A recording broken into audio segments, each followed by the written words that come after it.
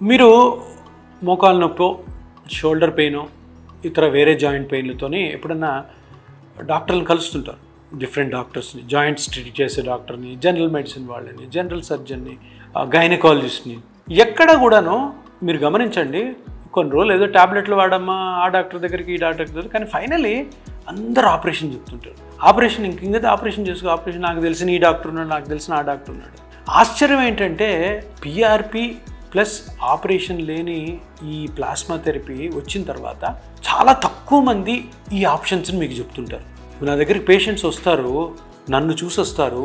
నేను ట్రీట్ చేసిన పేషెంట్స్ ఎవరైతే హ్యాపీగా ఉన్నారో వాళ్ళందరి మాటలు విని వస్తారు. వచ్చి సార్ మేము 10 మంది దగ్గరికి వెళ్ళాము, అందరూ ఆపరేషన్ చెప్పారు కదా సార్, మీరు ఒక్కరే ఆపరేషన్ వద్దు అంటున్నారు, ఏంటి సార్ ఇదని. దీనికి కారణం ఏంటంటే పిఆర్పి అన్న ట్రీట్మెంటు మీద ఇది స్టార్ట్ అయ్యి ఒక 7 years అయింది కాబట్టి డాక్టర్లకు కూడాను ఇంకా నమ్మకం కుదరట్లేదు. ఎందుకు కుదరట్లేదు? డాక్టర్లు అంటే వాళ్ళ ఫీల్డ్లో వాళ్ళు బిజీగా ఉంటారు కాబట్టి వాళ్ళు ఈ నాన్ సర్జికల్ ఆప్షన్స్ ఇవ్వట్లేదు. తెలిసిన వాళ్ళు తప్పకుండా ఇస్తున్నారు. నెమ్మదిగా ఈ అవేర్నెస్ మొదలవుతుంది.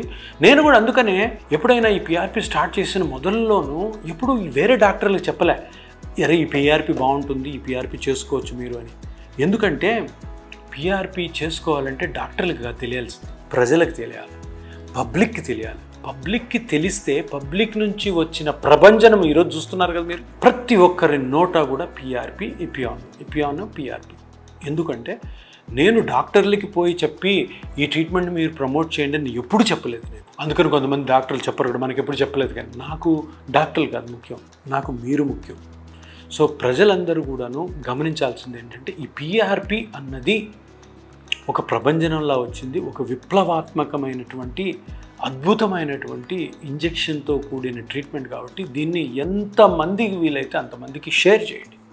అంతమందిని కూడా ఈ విప్లవంలో లేదా ఈ విప్లవాత్మకమైనటువంటి ఈ అద్భుతమైన చికిత్సలో పార్టిసిపేట్ కాండి. అందుకని నేను చెప్తాను, డాక్టర్లతో దగ్గర వినండి, కానీ మీలో మీకు తెలిసిన నాలెడ్జ్ని తప్పకుండా పక్క వాళ్ళకు కూడా పంచమని నా విన్నపం. నమస్కారం.